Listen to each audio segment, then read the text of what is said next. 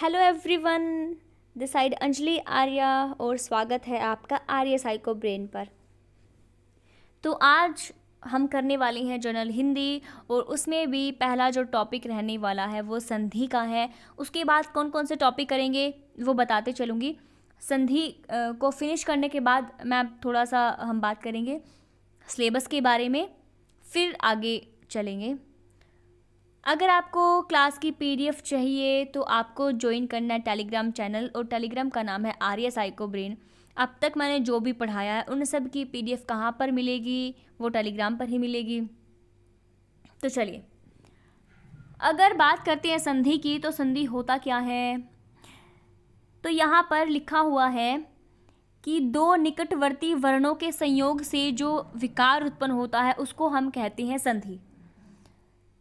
तो देखो, जैसे कि हिमालय है, हिम प्लस आलय है, इसका लास्ट वाला और इसका पहली वाला जो वर्ण है, इन दोनों के मिलने से क्या बनता है? इन दोनों के मिलने से संधि बनती है। तो दो पास वाले वर्णों के मेल से जो विकार उत्पन्न होता है उसको हम कहते हैं संधि। इतना क्लियर है? उसके बाद है संधि के भेद।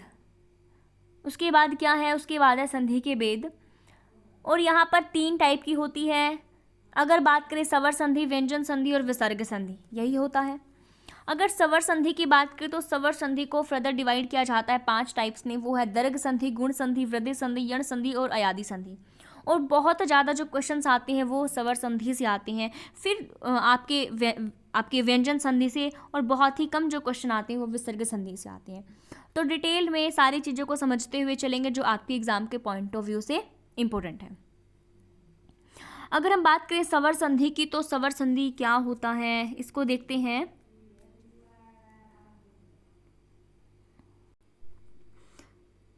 तो आपकी जो स्वर संधि होती है वो क्या होती है? दो स्वरों के मेल से ध्वनि में जो विकार उत्पन्न होता है उसको हम कहते हैं स्वर संधि। क्या समझे? दो स्वर संधि है तो दो स्वरों के मेल से जो विकार उत्पन्न होता है उसको हम स्वर संधि कहते हैं। और इसके 5 टाइप होते हैं: दीर्घ संधि, गुण संधि, वृद्धि संधि, यण संधि और अयादि संधि। अब दीर्घ संधि की बात करेंगे तो दीर्घ आपको क्या पता लग रहा है? दीर्घ बड़ा है ना।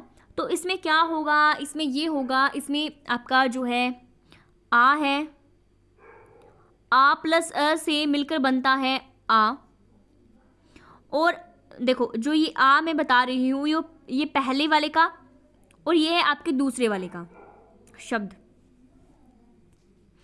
तो यहाँ पर अगर बात करें, आ प्लस अ से मिलकर बनता है आ।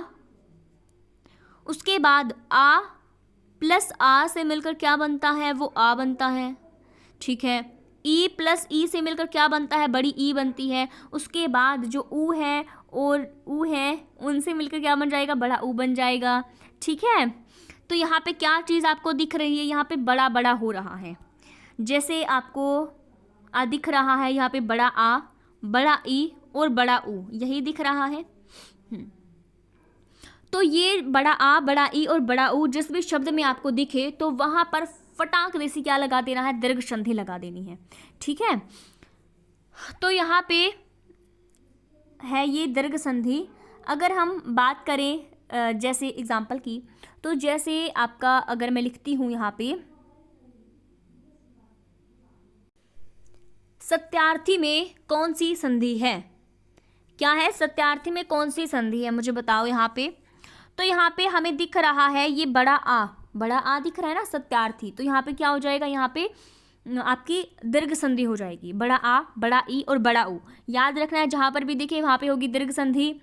और ये चीज़ और याद रखनी है, ये जो आपकी दीर्घ संधि होती है इसमें सजातीय स्वरों का मेल होता है, सेम जाति की होती हैं। जैसे कि आ का आ से मिल हो रहा है, ई का ई से, ऊ का ऊ से, आ का अ से, इस तरह से ये हो जाएगा सजातीय।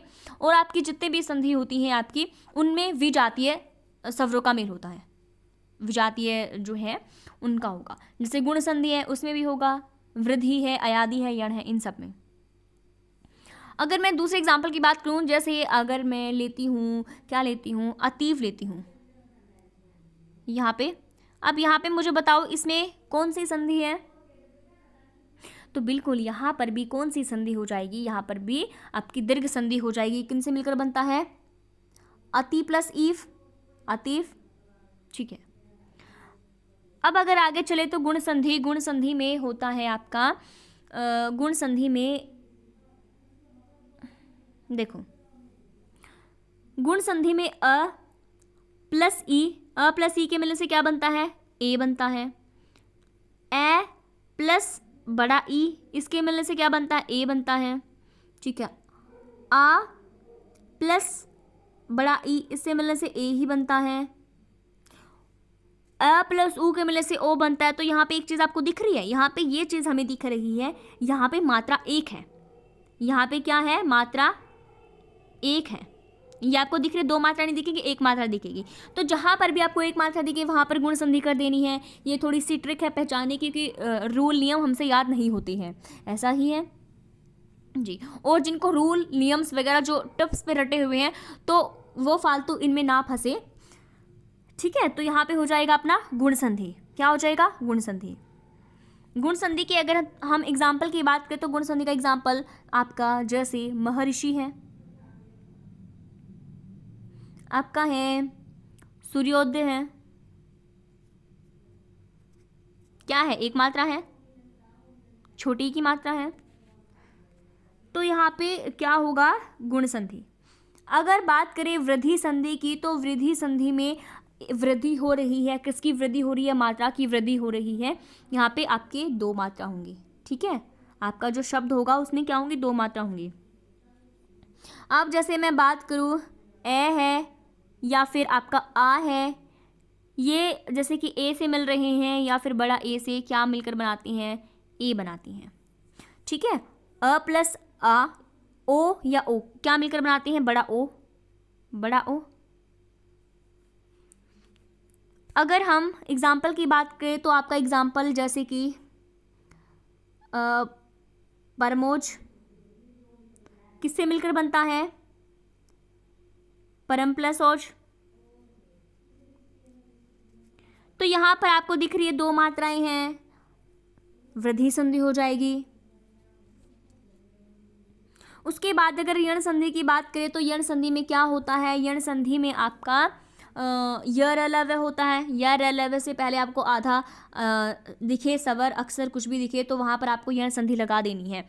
ये इसके रूल हैं। रूल क्या कहता है, रूल कहता है कि यदि ई बड़ा ऊ र के बाद कोई भी आपको असमान सवर दिखे तो क्या हो जाता है, तो ये हो जाता है ई है या फिर आपका बड़ा ई है, उसको क्या हो जाता है, यह हो जाता है। और आपका ऊ है या फिर आपका बड़ा ऊ है, उसको क्या हो जाता है, वह हो जाता है, ठीक है। जो आपका ये री है, ये क्या बन जाती है, र बन जाता है। इसी तरह से है। और अगर हम थोड़े से शॉर्ट तरीके से चले तो य र लव्य से पहले आपको आधा अक्षर दिखे तो वहाँ पर हो जाएगी यण संधि। एग्जाम्पल की अगर मैं बात करूँ, एग्जाम्पल जैसे फेमस एग्जाम्पल पूछा जाता है अत्यधिक, अत्यधिक। यहाँ पे क्या दिख रहा है, मुझे यहाँ पे दिख रहा है, यह दिख रहा है और यह से पहले मुझे आधा दिख रहा है अक्सर, तो यहाँ पर मैं क्या लगा दूंगी, यहाँ पे मैं लगा दूंगी अयादी, क्या लगा दूंगी, यण संधि लगा दूंगी, ठीक है। तो यहाँ पे क्या है, यण संधि है। उसके बाद अगर हम बात करें जैसे इत्यादि है, इसमें भी तो क्या है, इसमें भी तो आपकी यण संधि है ना, यह से पहले आधा। तो इसी तरह से थोड़ा सा पहचानना है। अगर हम बात करें अयादी संधि की तो अयादी संधि में क्या होता है, अयादी में होता है जैसा ए है, ए के बाद आपको कोई भी असमान स्वर दिखे वहाँ पे अय हो जाता है। अगर हम बात करें बड़ा ए की तो बड़ा ए जो है उसके साथ कोई आपको असमान स्वर दिखे तो वहाँ पर आय हो जाता है। उसके बाद आपको ओ है, ओ के सामने के साथ कोई असमान स्वर आपको दिखे वहाँ पे अव हो जाता है। और जो ये बड़ा ओ है दो मात्राएं वाला, उसके साथ जो है आपको कोई असमान स्वर दिखे वहाँ पे आव हो जाता है। समझ रहे हो उदय यहाँ पे क्या चल रहा है। तो यहाँ पे चल ये रहा है, ए है, ठीक है, ए के साथ आपने कोई असमान स्वर जोड़ा तो वहाँ पे अय हो रहा है, मात्रा नहीं है अय, जिसमें एक मात्रा लगी हुई है तो वहाँ पे आय हो रहा है। और ओ जो है जहाँ पे एक मात्रा है वहाँ पे अव है और जहाँ पे दो मात्रा वहाँ पे आव है। और जो मेनली अगर शब्द देखते हैं तो ये तीन अक्षरों का ही शब्द होता है बेसिकली। जैसे नयन है, नयन है, पवन है, ये आपके किसके एग्जाम्पल है? ये आपके अयादी संधि के एग्जाम्पल है। अगर मैं यहाँ पे बात करूँ किसकी, आपका चे प्लस अन क्या बनता है? चे प्लस अन, बताओ, चयन, ठीक है। अगर मैं बात करती हूँ पो प्लस अन क्या बन जाएगा? तो पवन बन जाएगा। ये है आपके स्वर संधि के एग्जाम्पल, दीर्घ गुण वृद्धि, दीर्घ गुण वृद्धि यन और अयादी। अगर आगे बात करते हैं व्यंजन संधि की, तो व्यंजन संधि में होता ये है, व्यंजन का स्वर है या व्यंजन है उनके साथ मेल होने से ध्वनि में जो विकार उत्पन्न होता है उसको हम कहते हैं व्यंजन संधि। व्यंजन संधि में स्वर भी हो सकता है और व्यंजन भी हो सकता है जिनके साथ मिलान कर रही हो। अगर हम स्वर की बात करें तो स्वर में सिर्फ स्वरों का हो रहा था, या व्यंजन में आपका स्वर और व्यंजन दोनों से हो रहा है। अब यहाँ पे एक रूल मैं आपको बताती हूँ जहाँ से मैक्सिमम क्वेश्चन बनते हैं।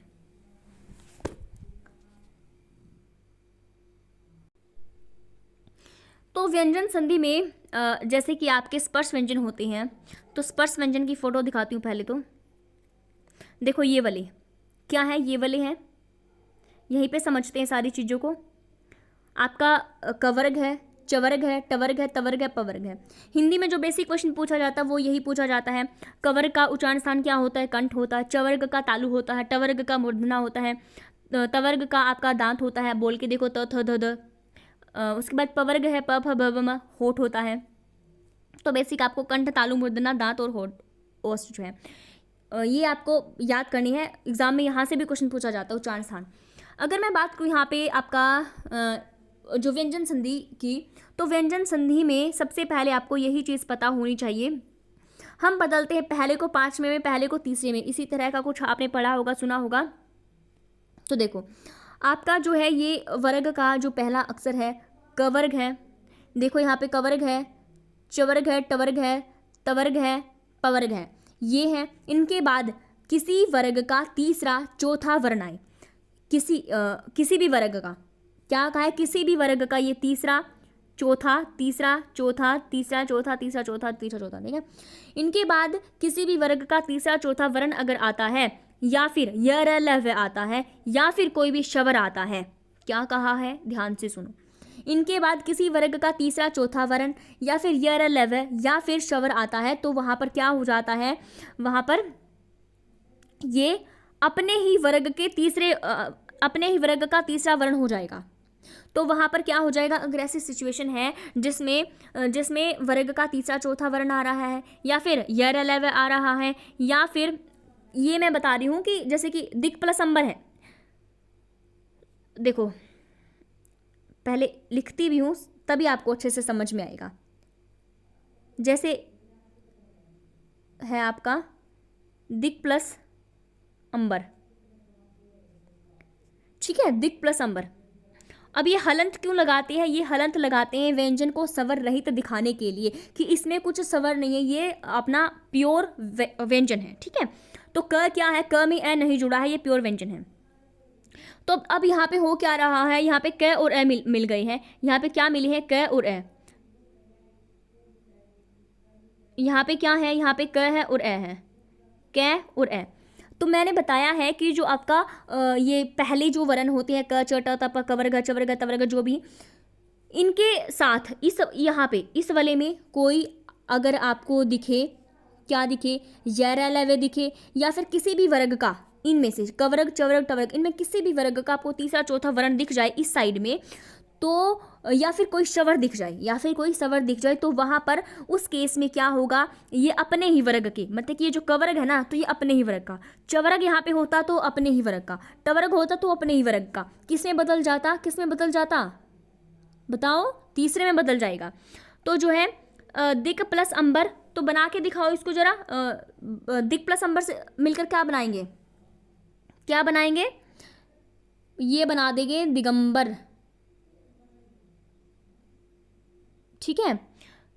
तो यहाँ पे क्या हुआ?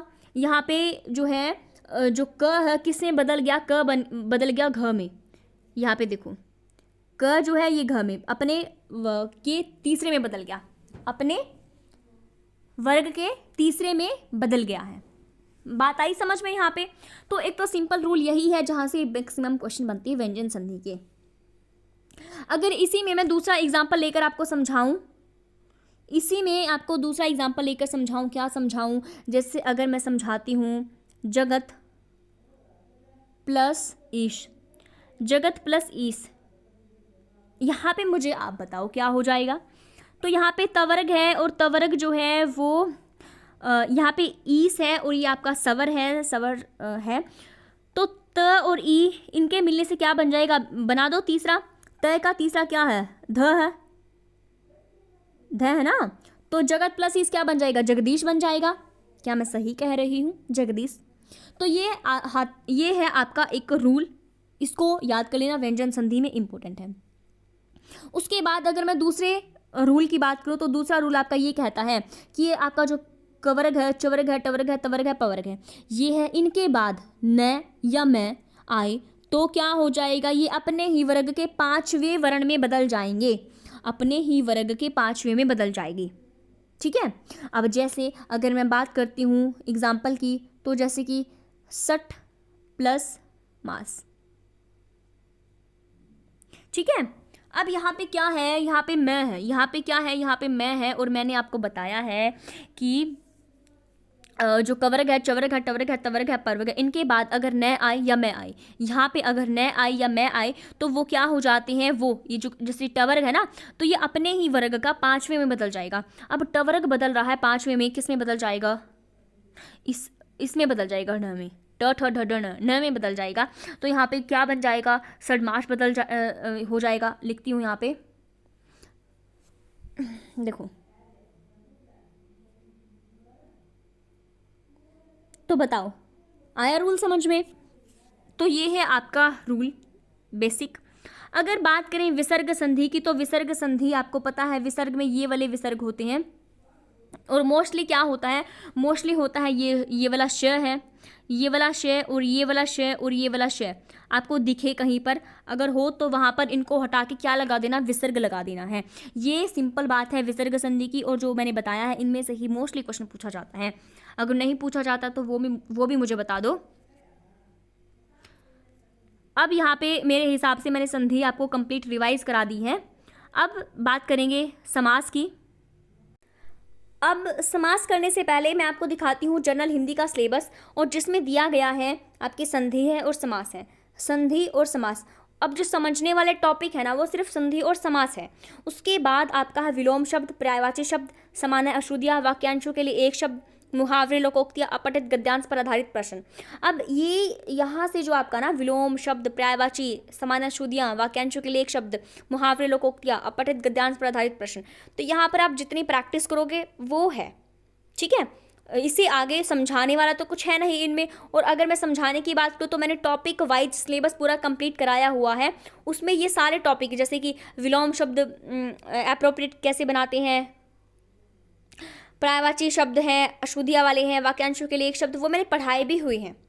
लेकिन यहाँ पर एज अ रिवीजन के पर्पज से मैं आपको नहीं दोबारा कराने वाली हूँ। यहाँ पे सिर्फ हम करेंगे संधि और समास को, जो आज की क्लास में कवर हो जाएंगे। और कल वाली जो नेक्स्ट हमारी क्लास होगी उसमें मैं रीजनल जो हिंदी है उसको लेकर आऊँगी, जिसमें मैं बहुत सारे टॉपिक्स को कवर कराने वाली हूँ। इनको छोड़कर विलोम शब्द, पर्यायवाची, सामान्य अशुद्धियाँ, वाक्यांशों के लिए एक शब्द, मुहावरे, लोकोक्तियाँ, इनको छोड़कर कराने वाली हूँ रीजनल हिंदी में। अगर कोई रीजनल हिंदी का स्टूडेंट है तो वो कमेंट करके मुझे ज़रूर बता दे करानी है नहीं करानी है। अपनी वोट आप दोगे तभी मुझे पता लगेगा कराना है या नहीं कराना है। ठीक है। तो आपको बताना है मुझे कमेंट करके, और क्लास कैसी लगी है वो भी मुझे बता देना। चलो अब चलते हैं अपने टॉपिक पर। तो ये है आपका समास। समास होता क्या है, मीनिंग पता होना चाहिए। समास होता है संक्षिप्तीकरण करना। इसका अर्थ होता है छोटा रूप, जब दो या दो से अधिक शब्दों के मिलने से जो नया और छोटा शब्द बनता है उसको क्या कहते हैं? समास कहते हैं। यहाँ पर ध्यान दो, डेफिनेशन से भी क्वेश्चन आता है।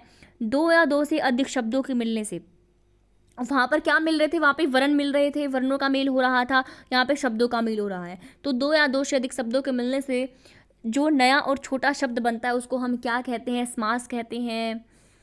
अगर हम बात करें समास की, तो समास में एक तो दो पद होने ज़रूरी होते हैं। कम से कम मिनिमम 2 शब्द होंगे। उसके बाद यहाँ पे समास में पदों की विभक्ति चिह्न जो है लोप हो जाते हैं, है ना। हाँ जी। अगर यहाँ पे बात करें प्रधानता के आधार पर, वैसे टाइप कितने होते हैं? टाइप होता है आपका अव्ययभावी समास है, तत्पुरुष समास है, क्रमधारय समास है, द्विगु समास है, द्वंद्व समास और बहुब्रीहि समास है, ये होते हैं। अगर मैं प्रधानता के बेसिस पर बताऊं तो 4 ही टाइप के आपके समास होते हैं। उसमें से जो आपका ये तत्पुरुष समास है, कौन सा तत्पुरुष समास है, इसको फर्दर डिवाइड किया जाता है द्विगु समास में और क्रमधारय। तत्पुरुष समास ही डिवाइड किया गया है इस द्विगु और किसमें? द्विगु और क्रमधारय। तत्पुरुष समास के ही ये टाइप है, द्विगु और क्रमधारय।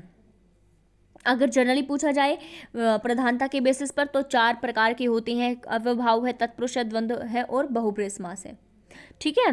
वैसे कितने टाइप के समास होते हैं ये तो बहुत मुश्किल क्वेश्चन बनता है, लेकिन फिर भी आपको ये पता होना चाहिए।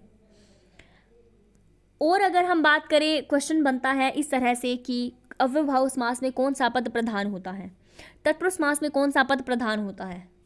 अब अगर यहाँ पे देखें, जो आपका अव्ययभाव समास होता है उसका पहला पद प्रधान होता है। कौन सा? पहला पद प्रधान होता है और अव्यय होता है। अगर मैं बात करूँ यहाँ पे तत्पुरुष समास की, आपकी तत्पुरुष समास में कौन सा? इसमें उत्तर पद यानी दूसरा पद प्रधान होता है। तो यहाँ पे देखो, पहले तो मैं आपको पूर्व पद और उत्तर पद ही बता देती हूँ जिसको नहीं पता है। जैसे मैंने लिखा राजपुत्र लिख दिया, ठीक है, मैंने राजपुत्र लिख दिया। दोबारा से लिखती हूँ, 1 मिनट रुको। यहाँ पे मैंने लिख दिया राजपुत्र लिख दिया, तो इसका मतलब क्या हुआ? राजा का पुत्र। क्या हुआ? राजा का पुत्र।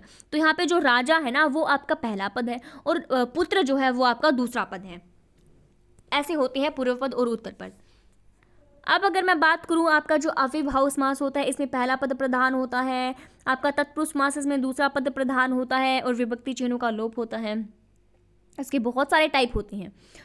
आपका जो क्रमधारय समास होता है, क्रमधारय समास में भी दूसरा पद प्रधान होता है, विशेष्य विशेषण उपमेय उपमान का बोध होता है। द्विगु जो समास होता है उसका भी दूसरा पद ही प्रधान होता है।